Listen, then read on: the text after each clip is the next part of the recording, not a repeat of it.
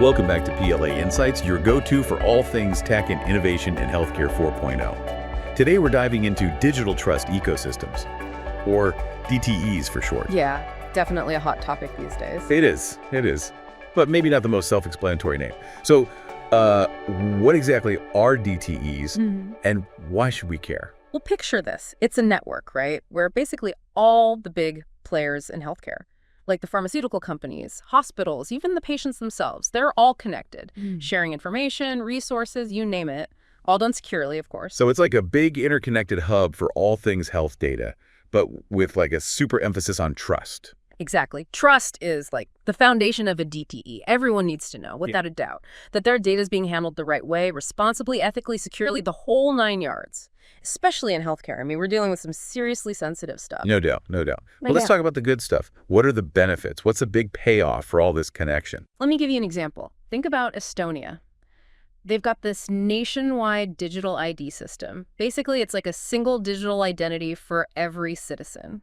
And it gives them access to all sorts of services, including healthcare, of course. So no more carrying around 1 million medical records. Exactly. It's efficient, it's convenient, it really shows what DTEs can do, streamline how we interact with the whole healthcare system. I'm already liking the sound of this. And it goes beyond just convenience. DTEs could totally change how we fight counterfeit drugs. Okay, now you've got my attention. Tell me more about that. One of the coolest things is using blockchain to track medications from the factory all the way to the pharmacy. I'm listening. So every medication would have this digital passport. It would verify that it's legit, and it would track every step of its journey. Blockchain creates a record that can't be changed. So like a tamper-proof history for each medication. Exactly. It's super hard for anyone to mess with the info. Wow, that's pretty impressive. It has the potential to actually save lives. Counterfeit drugs are a huge problem worldwide. And DTEs, especially the ones using blockchain, offer a real solution. This all sounds amazing, but I gotta ask, are there any downsides? What are we trading off here? Well, of course there are always challenges. Building and maintaining these DTEs isn't a walk in the park. Sure. Data privacy and security are huge. Especially with all these different systems connected, we're talking about protecting incredibly sensitive info. And any breach could be devastating. Yeah, that's a scary thought. What are people doing to address those security risks? Well, robust security measures are absolutely critical. Things like encryption, multi-factor authentication, and regular security audits. But it goes beyond the tech itself. Oh. You need clear governance structures. I see. So well-defined roles, responsibilities, and clear decision-making processes. That way you ensure accountability and prevent data from being misused. So it's like setting up rules for how the data is used.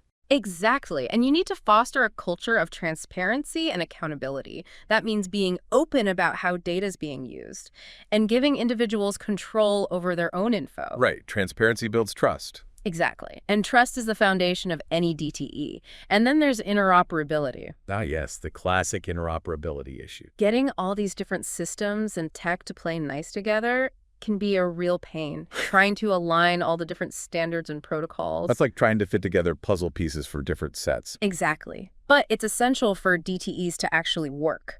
The whole point is to connect all the different players in healthcare. Right, otherwise it's just data silos, which defeats the purpose. You got it. We need hospitals, pharmacies, labs, everyone to be able to seamlessly share information while still keeping things secure and private. I can only imagine how complicated that is. It is, but the benefits are huge. Imagine your doctor having your entire medical history, no matter where you've been treated. That's the power of interoperability in a DTE. Sounds amazing. But let's be realistic. We talked about data privacy and interoperability.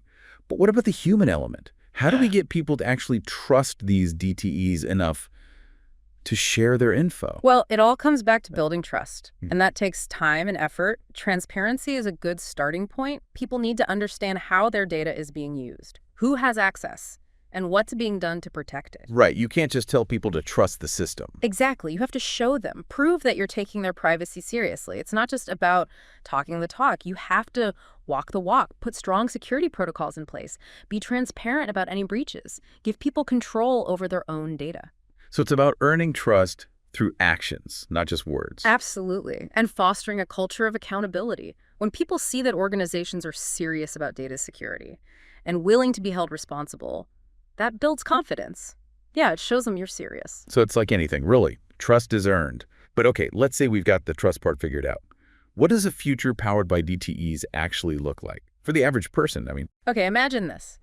Your medical records are available to any doctor you see, no matter where you go. That's data sharing and interoperability in action. No more filling out the same forms a million times. I'm sold. It just streamlines everything. But it gets even better. Imagine treatments tailored to your genes and your medical history. That's the promise of personalized medicine. And DTEs can make it happen. Personalized medicine, huh?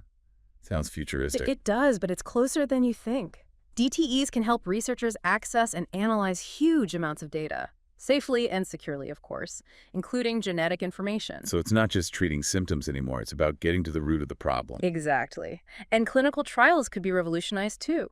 Imagine finding the perfect participants for a trial, people who are most likely to benefit, all thanks to data. So faster trials, quicker results, potentially life-saving treatments reaching people sooner. Exactly. And don't forget remote patient monitoring. Doctors can keep tabs on their patients' health in real time. Wow. So they can intervene early, prevent hospitalizations. You got it. It's about bringing healthcare to the people, no matter where they are, giving them the power to manage their own health. It all sounds pretty amazing. But are there any challenges we should be thinking about? Well, one big one is making sure everyone has access to these technologies, to the benefits. We don't want to create a system where only certain people benefit, the ones with the latest gadgets and fast internet. Right. We don't want to make the digital divide even worse. Exactly. And another thing is data bias. Oh. The algorithms that power these technologies are only as good as the data they're trained on. If the data is biased, the results will be biased too. So it's not enough to just have the technology. The data itself has to be fair and representative. Exactly. And we can't forget about the human side of healthcare. Technology can make things more efficient, but we don't want to lose that human connection, the empathy, the personal relationships. Absolutely. Technology should enhance human interaction, not replace it. Exactly. We've talked about the potential benefits, but what about the potential downsides? What worries you? One concern is data breaches. With so much sensitive data being shared, the stakes are incredibly high. That's for sure. We need to be incredibly vigilant about cybersecurity and make sure DTEs have the strongest possible safeguards. Data breaches are a scary thought, especially when it comes to health information. They are. So what can we do to mitigate those risks? Strong security protocols are essential. Things like multi-factor authentication, encryption, regular security audits. We need to make it as hard as possible for unauthorized access. Okay, but it's not just about the technology, is it? No, it's also about education. We need to teach people about data security and empower them to protect their own information. So it's about creating a culture of security awareness. Exactly. Everyone needs to be involved. And what about holding organizations accountable? Absolutely. We need clear regulations and ways to enforce them. That way, organizations are incentivized to protect data, and there are consequences for negligence. Accountability is so important. But even with the best security, breaches can still happen. So then what? Transparency is key. If there's a breach, organizations need to be upfront about it. Communicate clearly with everyone affected and help people mitigate the damage. So no more sweeping things under the rug. Right. It's about being proactive and honest. It sounds like building trust is a continuous process. It is. Okay, let's talk about the role of government. What can policymakers do to encourage DTEs while also making sure they're safe and trustworthy? Policymakers have a huge role to play. They need to create regulations that encourage innovation, but also protect privacy and security. So clear guidelines for data sharing, standards for interoperability, and accountability for data breaches. So it's about finding that balance between innovation and protection. Exactly. It's a tough job. It is. Policymakers can also promote digital literacy and make sure everyone has access to technology and training. So it's not just about the technology itself. It's about making sure everyone can benefit from it. We've talked a lot about the benefits of DTEs, but I want to go back to something we touched on earlier, the potential for DTEs to widen the gap between the haves and have-nots. How do we prevent that? That's a crucial question. We need to be very intentional about designing these systems to promote equity and inclusion. What does that look like in practice?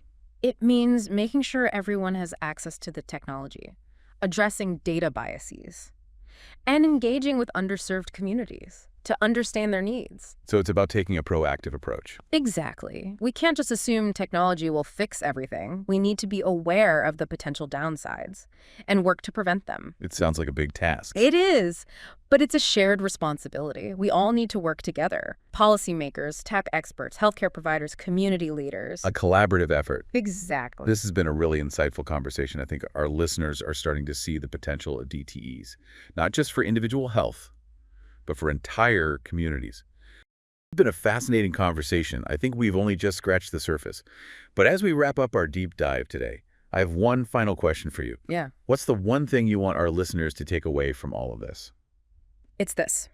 DTEs are more than just technology. They represent a new way of thinking about healthcare. A new approach. Exactly, one that's patient-centered, data-driven, and collaborative. A big shift. It is, and it requires all of us to work together. Patients, providers, researchers, policymakers, everyone. Exactly, to make sure these tools are used responsibly and ethically. To create a healthier future for all of us. That's the goal. Well said. Thank you so much for joining us today. It's been a pleasure learning from you. It's been my pleasure. And to our listeners, thank you for tuning in. We hope you found this deep dive into DTEs informative and inspiring. Until next time, stay curious and keep exploring the future of healthcare.